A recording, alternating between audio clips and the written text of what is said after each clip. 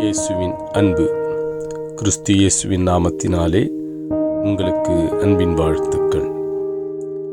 யாத்ராகமம் 20 அதிகாரம் 6 என்னிடத்தில் அன்பு கூர்ந்து என் கற்பனைகளை கைக்கொள்ளுகிறவர்களுக்கோ 1000 தலைமுறை மட்டும் இரக்கம் செய்கிறவராயிருக்கிறேன்.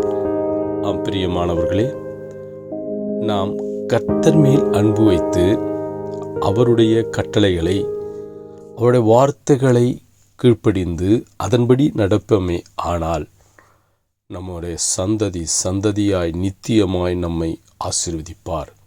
கர்த்தராகிய ஆண்டவர் 1000 தலைமுறை மட்டும் நம்மை ஆசீர்வதிக்கிறவராய் இருக்கிறார்.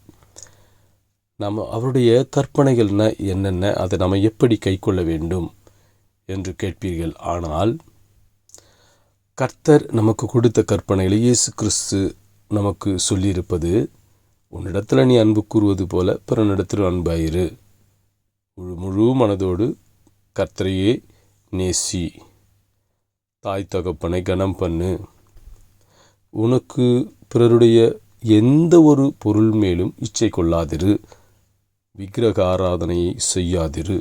இப்படிப்பட்ட காரியங்களை நாம் கடைபிடித்து நாம் அதன் வழியில் நடந்து வேதத்தின்படி வாழ்ந்து கர்த்தருக்கு பிரியமாய் நாம் இருக்கும் பட்சத்திலே நம்முடைய சந்ததிகளை அவர் ஆசீர்வதித்து நம்மை உயர்த்துவார்.